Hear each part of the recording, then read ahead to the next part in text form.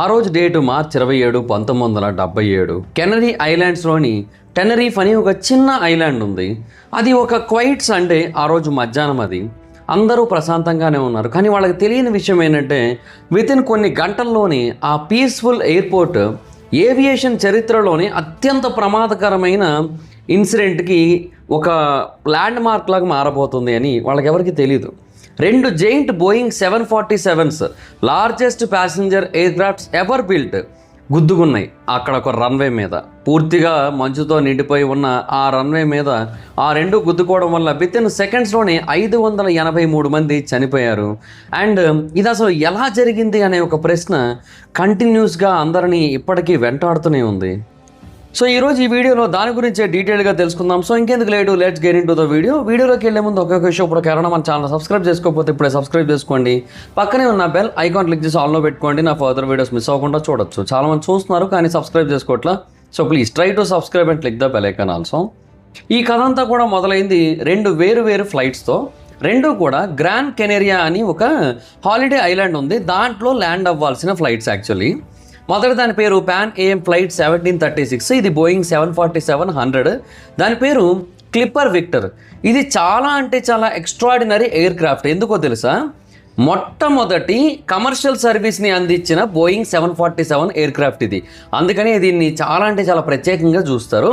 ఇది queen of skies. In fact American ఏవియేషన్కి ఒక ప్రైడ్ సింబల్ కూడా. దీంట్లో మొత్తంగా 380 మంది ప్యాసింజర్స్, 16 మంది క్రూ మెంబర్స్ ఉన్నారు. వాళ్ళందరూ కూడా లాస్ ఏంజలస్ నుంచి వచ్చారు. మధ్యలో న్యూయార్క్ కోసం ఒక టెక్నికల్ స్టాప్ కోసం ఆగారు.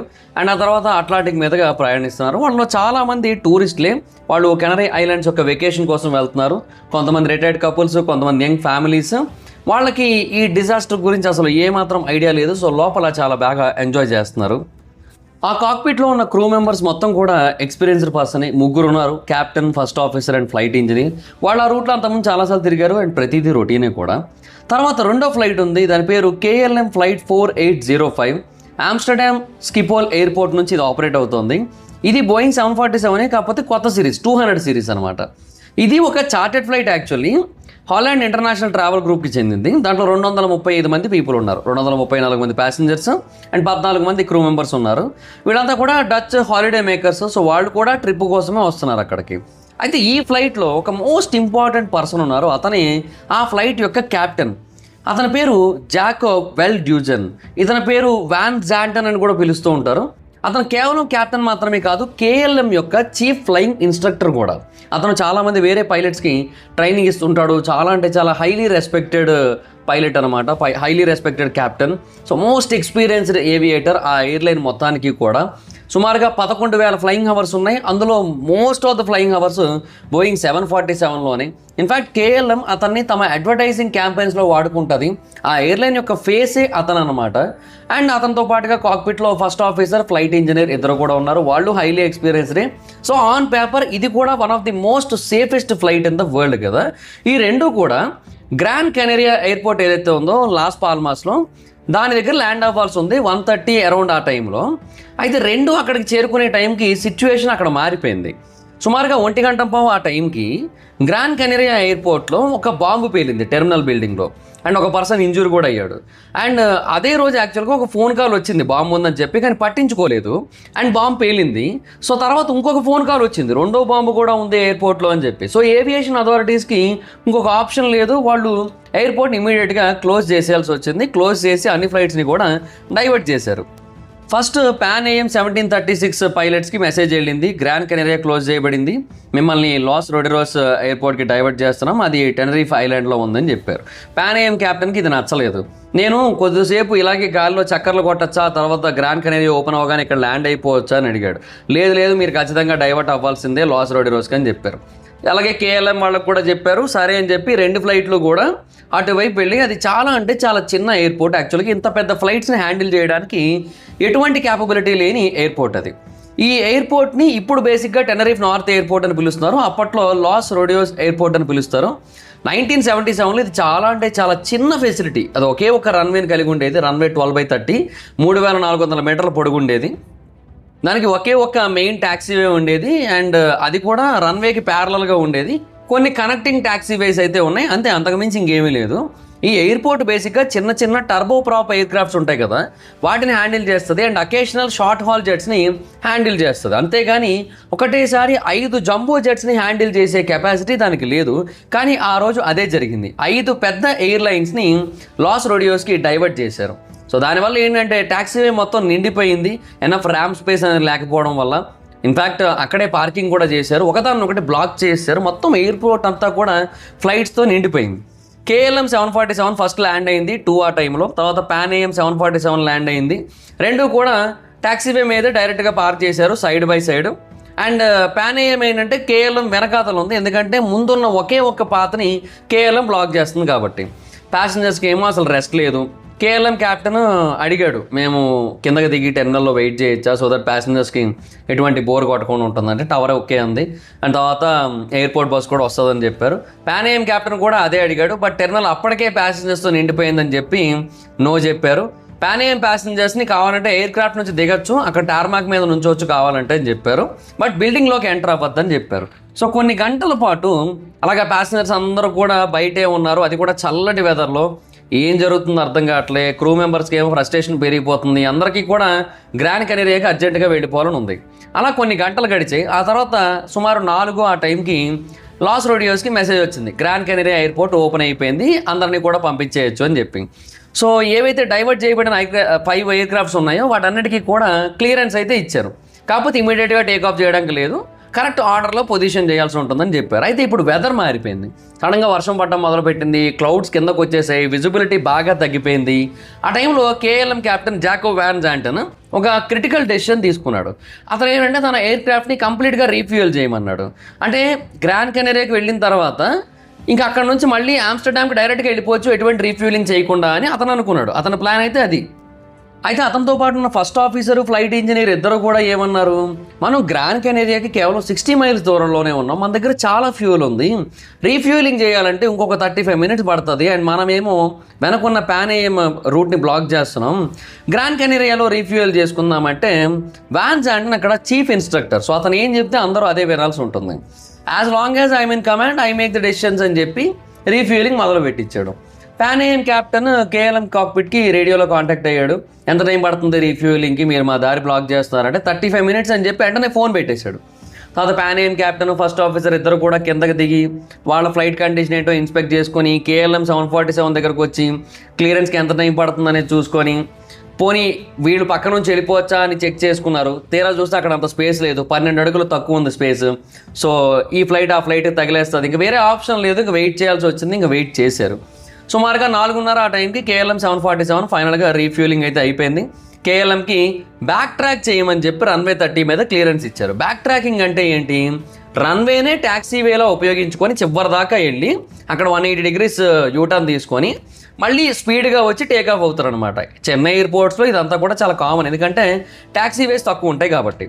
సో KLM రన్వే మీదకి వెళ్ళింది, మెల్లిగా బ్యాక్ ట్రాక్ చేయడం మొదలుపెట్టింది. పాన్ AMకి కూడా KLMని రన్వే మీద వరకు ఫాలో అవ్వమని చెప్పారు, బట్ ఒక క్రిటికల్ ఇన్స్ట్రక్షన్ ఇచ్చారు. అదేంటంటే take the third exit C3, ఆ తర్వాత ట్యాక్సీవే మీద అలాగ ఉండండి అని చెప్పారనమాట. పాన్ AM క్రూకి అర్థం కాలేదు, ఫస్టా థర్డా అంటే మళ్ళీ క్లియర్గా థర్డ్ వన్ సార్ అని చెప్పారు. కానీ విపరీతంగా మంచు కురుస్తోంది, ఫాగ్ విపరీతంగా అలుముకుంది ఆ ప్రాంతం అంతా కూడా. సో విజిబిలిటీ బాగా తగ్గిపోయింది, కొన్ని 100 మీటర్లు కూడా లేదు విజిబిలిటీ ఆ ప్రాంతంలో. టవర్ నుంచి ఉన్న వాళ్ళకి అసలు ఎయిర్ క్రాఫ్ట్లు కూడా కనబడట్లేదు అక్కడ ATCలో ఉన్న వాళ్ళందరికీ కూడా. పాన్ AM క్రూ మెల్లిగా ఇక ట్యాక్సీవే నుంచి రన్వే మీదకి వచ్చారు. ఆ తర్వాత వాళ్ళు 2 ట్యాక్సీవేస్ని ఐడెంటిఫై చేశారు, C1 అండ్ C2. బట్ వాళ్ళు C3ని దాటి వెళ్ళిపోయారా, ఇంకా ముందే ఉందా అది అనేది వాళ్ళకి అర్థం కాలే. వాళ్ళు సైన్స్ని చదవలేకపోతున్నారు ఫాగ్ కారణంగా, అండ్ ఎగ్జాక్ట్ పొజిషన్ ఏంటో తెలియట్లేదు. ఈ గ్యాప్లో KLM రన్వే యొక్క చివరికైతే వెళ్ళిపోయింది అండ్ 180 డిగ్రీస్ యూటర్న్ తీసుకొని ఇంకా రన్వే మీద టేక్ ఆఫ్కి రెడీగా ఉన్నారు. KLM కాక్పిట్లో టెన్షన్స్ పెరుగుతున్నాయి, ప్యాసింజర్స్ అందరూ కూడా వెయిట్ చేస్తున్నారు, ఎప్పుడెప్పుడు వెళ్తామా అని. వెదర్ వర్స్ట్గా మారింది, క్యాప్టెన్ ఏమో వెళ్ళిపోవాలని కంగారు పడిపోతున్నాడు అండ్ థ్రాటిల్స్ కూడా అడ్వాన్స్ చేశాడు. సో ముందుకు వెళ్తోంది. ఫస్ట్ ఆఫీసర్ ఒక నిమిషం వెయిట్ చేయండి, మనకి ATC క్లియరెన్స్ లేదు అన్నాడు ఆఖరికి. కానీ క్యాప్టెన్ అక్కర్లేదు నాకు తెలుసు, ఏం కాదు పదా అన్నాడు. ఫస్ట్ ఆఫీసర్ వెంటనే రేడియోలో టవర్తో కాంటాక్ట్ అయ్యి KLM 4805 టేక్ ఆఫ్కి రెడీగా ఉంది అండ్ ATC క్లియరెన్స్ కోసం వెయిట్ చేస్తున్నామంటే, టవర్ వాళ్ళు ఏమో KLM 8705 you are clear to the papa beacon, climb to and maintain flight level 90, right turn after take off అన్నాడు. బేసిక్గా అతను టేక్ ఆఫ్ అనే పదాన్ని వాడాడు. బేసిక్గా క్లియర్డ్ ఫర్ టేక్ ఆఫ్ అంటేనే ఎగరాల్సి ఉంటుంది, టేక్ ఆఫ్ అంటే ఎగరకూడదు. కానీ క్లియర్డ్ ఫర్ టేక్ ఆఫ్ అని చెప్పకపోయినప్పటికీ కూడా ఇక్కడ KLM first officer take off అన్నారు కదా అని చెప్పి ఎగిరిపోదామని డిసైడ్ అయ్యాడు. రోజర్ సార్ ఓకే మేము వెళ్తున్నాము అటు సైడ్ అండ్ మీరు చెప్పిన రూట్లోనే వెళ్తామని చెప్పారు. We're now at take off అని చెప్పి టేకింగ్ ఆఫ్ అన్నాడు.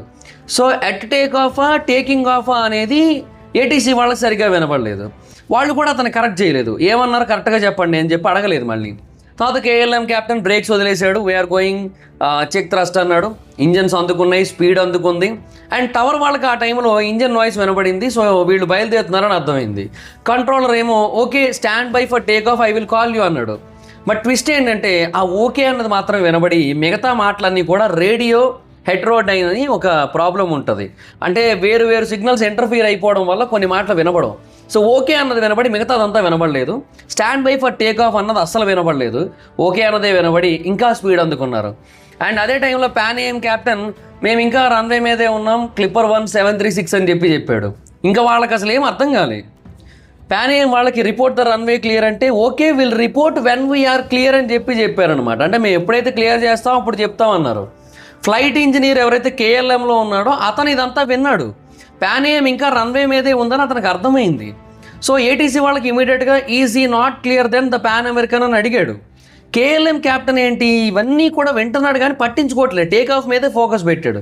ఏమన్నావు అంటే మళ్ళీ అన్నాడు engineer, sir Pan American take off అవ్వలేనట్టు ఉంది సార్, అంటే రన్వే నుంచి పక్కకి వెళ్ళినట్టు ఉంది సార్ అంటే ఏం కాదు అది ఆల్రెడీ వెళ్ళిపోయి ఉంటుంది, ఎగ్జిట్ అయిపోయి ఉంటుంది, ఇంత టైమా ఏం కాదులే పదా అని చెప్పి స్పీడ్ పెంచాడు. అండ్ కేఎల్ఎం ఫస్ట్ ఆఫీసర్ అప్పుడు V1 అన్నాడు. V1 అంటే ఇంకా డెసిషన్ స్పీడ్. ఇంకా ఆ స్పీడ్కి వెళ్ళిన తర్వాత టేక్ ఆఫ్ చేయాల్సిందే, టేక్ ఆఫ్ చేయకుండా దాన్ని ఆపలేరు. ఎందుకంటే దాన్ని ఆపితే ఇంకా రన్వే దాటి ముందుకు వెళ్ళిపోయి ఎక్కడో పడిపోతుంది. సో కేఎల్ఎం 747 థిక్ ఫాగ్లో 150 knots స్పీడ్లో వెళ్తుంది. అండ్ పాన్ AM 747 రన్వే మీదే ఉంది. 4th ట్యాక్సీవే ఏదైతే ఉందో C4 అక్కడ ఎగ్జిట్ అవ్వడానికి ట్రై చేస్తున్నారు. సో సడన్గా పాన్ AM క్రూ మెంబర్స్కి ఒక పెద్ద షాడో ఆ ఫాగ్లోంచి బయటకు వస్తూ కనబడింది. అదే కేఎల్ఎం. ఇంపాసిబ్లీ క్లోజ్. ల్యాండింగ్ లైట్స్ కూడా కనబడుతూ ఉన్నాయి. అండ్ పాన్ AM క్యాప్టెన్ గట్టిగా అరిచాడు దేర్ ఈజ్ అని. ఫస్ట్ ఆఫీసర్ కూడా అరిచాడు get off get off get off అని. ఆ టైంలో కేఎల్ఎం క్యాప్టెన్ పాన్ AMను చూశాడు. లాస్ట్ సెకండ్లో చూశాడు. అప్పుడు ఇంక పైకి లేపడానికి ట్రై చేశాడు కానీ అప్పటికే లేట్ అయిపోయింది. కేఎల్ఎం యొక్క ల్యాండింగ్ గేరు ఇంజిన్ రెండూ కూడా పాన్ AM యొక్క ఫ్యూజిలేజ్ని తగిలాయి. ఇమ్మీడియట్గా మంటలు అంటుకుపోయాయి. కేఎల్ఎం పాన్ AM రూఫ్ మొత్తాన్ని కూడా చీల్చుకుంటూ వెళ్ళిపోయింది. పాన్ AM క్యాబిన్ మొత్తం ఓపెన్ అయిపోయింది. చాలామంది స్పాట్లో చనిపోయారు. ఆ తర్వాత కేఎల్ఎం కూడా రెక్కలన్నీ విరిగిపోయి ఇంజన్లతో మంట అంటుకుపోయి అలా మంటలతోనే గాలిలో కొన్ని 100 అడుగుల వరకు వెళ్ళి ఆ తర్వాత రన్వే దాటిన తర్వాత ఒక పావు మైలు దూరం వెళ్ళాక కింద పడిపోయింది. పడిన వెంటనే మంటలు మొత్తం చెలరేగాయి. మొత్తం ఫ్లైట్ అంతా పేలిపోయింది.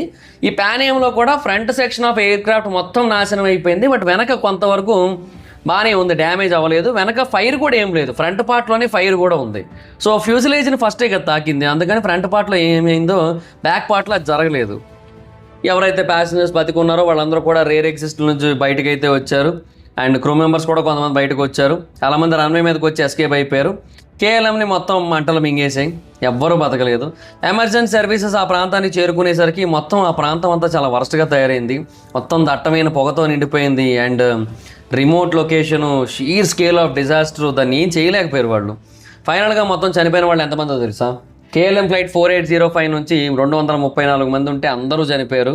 అండ్ అంటే 14 మంది ప్యాసింజర్స్ కూడా ఉన్నారు, 14 క్రూ మెంబర్స్ కూడా ఉన్నారు. 234 ప్యాసింజర్స్, మొత్తం 248 మంది చనిపోయారు. పాన్ AM ఫ్లైట్ 1736లో 380 మంది ప్యాసింజర్స్ ఉంటే 16 మంది క్రూ మెంబర్స్ ఉన్నారు. మిరాక్యులస్లీ 61 మంది బతికారు. 56 మంది ప్యాసింజర్స్, 5 క్రూ మెంబర్స్. 335 మంది చనిపోయారు. 326 మంది ప్యాసింజర్స్, 9 మంది క్రూ మెంబర్స్. సో టోటల్గా 583 మంది చనిపోయారు. సో ఏవియేషన్ చరిత్రలో అత్యంత డెడ్లియెస్ట్ యాక్సిడెంట్ అని చెప్పి అందరూ పేర్కొన్నారు. 747కే కాదు, సింగిల్ ఎయిర్ క్రాఫ్ట్ ఇన్సిడెంట్లో ఇదే హైయెస్ట్. ఇన్వెస్టిగేషన్ కొన్ని ఏళ్లు పట్టింది. ఫైనల్గా చెప్పిన రిపోర్ట్ ఒకటే, కేఎల్ఎం క్యాప్టెన్ చేసిన మిస్టేక్ వల్ల ఇదంతా జరిగింది. ఎటువంటి క్లియరెన్స్ లేకుండా టేక్ ఆఫ్ చేయడానికి ట్రై చేశాడు. అండ్ ఫస్ట్ ఆఫీసర్ వార్నింగ్స్ వినలేదు. చీఫ్ ఇన్స్ట్రక్టర్గా అతనికి ఏదైతే అథారిటీ ఉందో దానివల్ల ఈ ప్రాబ్లమ్స్ వచ్చాయి. ఫస్ట్ ఆఫీసర్ కూడా వెయిట్ ఏ మినిట్ అని చాలా మెల్లిగా చెప్పాడు, ఎందుకంటే సీరియస్గా చెప్తే ప్రాబ్లం అవుతుందని. First engineer EC not clear అని చెప్పిన మాటను కూడా అతను ఇగ్నోర్ చేశాడు. బట్ దాంతోపాటుగా ఇంకా చాలా ఫ్యాక్టర్స్ ఉన్నాయి. Bomb diversion, crowded airport, fog, radio heterodyne, అలాగే చాలా రకాల ఫ్రేజెస్ ప్రాబ్లం. అంటే ఇప్పుడు టేక్ ఆఫ్ అని లేదంటే క్లియర్డ్ ఫర్ టేక్ ఆఫ్ అని ఇలా చెప్తే కానీ తేడా తెలియట్లేదు. సో ఇది కొంతమంది కన్ఫ్యూజ్ అవుతున్నారని చెప్పి నెక్స్ట్ టైం ఏవియేషన్లో ఈ ఫ్రేజెస్ ఏవైతే ఉంటే వాటన్నిటిని మార్చారు. టేక్ ఆఫ్ని కేవలం genuine clearance of take off టైంలోనే వాడటం మొదలుపెట్టారు. అప్పటి వరకు డిపార్చర్ అనే వాడతారు. క్లియర్డ్ ఫర్ టేక్ ఆఫ్ అనే పదాన్ని కంప్లీట్గా తీసేశారు ఎయిర్పోర్ట్ల డిక్షనరీ నుంచి. తర్వాత క్రూ రీసోర్స్ మేనేజ్మెంట్ని మ్యాండేటరీ చేశారు. పైలట్స్కి ఇక మీదట మాట్లాడే రైట్స్ ఇచ్చారు. ఈవెన్ క్యాప్టెన్స్ వాళ్ళ మాట వినకపోతే సేఫ్గా కనుక తిరిగి వచ్చినట్టయితే వెంటనే రిపోర్ట్ చేయొచ్చు వాళ్ళ మీద. అండ్ కాక్పిట్లో బేసిక్గా ర్యాంక్ సేఫ్టీని సైలెన్స్ చేయకూడదని డిసైడ్ అయ్యారు. సో బేసిక్గా ఇక్కడ first officer wait a minute అన్నాడు కదా, అది కనుక వినుంటే ఏం కాకపోను కదా. సో రన్వేని కూడా బెటర్గా చేశారు. Ground radar, better science, lighting improve చేశారు, అన్నీ చేశారు. బట్ ఆ రోజు అవేమీ లేవు. అందువల్ల 583 మంది చనిపోయారు. సో జస్ట్ నెంబర్ మాత్రమే కాదు, అందులో ఎంతోమంది mothers, fathers, sons, daughters, grandparents, కొత్తగా పెళ్ళైన వాళ్ళు, పిల్లలు అందరూ ఉన్నారు. ఎన్నో కలలు, ఎన్నో ప్లాన్స్ ఉన్నాయి, అన్నీ నాశనం అయిపోయాయి ఆ రోజు. సో ఆ రోజు బేసిక్గా వాళ్ళు ఫ్లైట్ ఎక్కారు హాలిడే కోసం. బట్ వాళ్ళు ఎక్కింది ఫ్లైట్ కాదు, ఫ్యూనరల్ అనమాట. అది సిచ్యువేషన్. సో అది క్రాష్ ఆఫ్ సెంచరీ అని చెప్తూ ఉంటారు దాన్ని. అందుకే ఇప్పటికీ కూడా దాని గురించి తలుచుకుంటూ ఉంటారు. అలాంటి సంఘటన మళ్ళీ ఎప్పటికీ జరగకూడదని కోరుకుంటూ ఉంటారు. సో అది అంతటి ప్రమాదకరమైన, అంతటి భయంకరమైన ఇన్సిడెంట్ అనమాట. So fly safe and remember every take off is optional but every landing is mandatory. So that's it, this the video మీకు నచ్చితే లైక్ చేసి వీడియోని షేర్ చేయనప్పుడు కారణం మన ఛానల్ సబ్స్క్రైబ్ చేసుకోకపోతే ఇప్పుడే సబ్స్క్రైబ్ చేసుకోండి. పక్కనే ఉన్న బెల్ ఐకాన్ క్లిక్ చేసి ఆన్లో పెట్టుకోండి. నా ఫర్దర్స్ మిస్ అవ్వకుండా ఉండొచ్చు. చాలా మంది చూస్తున్నారు కానీ సబ్స్క్రైబ్ చేసుకోవట్లా. So please try to subscribe and click the bell icon. Also నా ఇన్స్టాగ్రామ్ ఐడి ఎవరు ఇద్దరం ఎక్కడ వచ్చి ఫాలో అవ్వచ్చు. Thank you.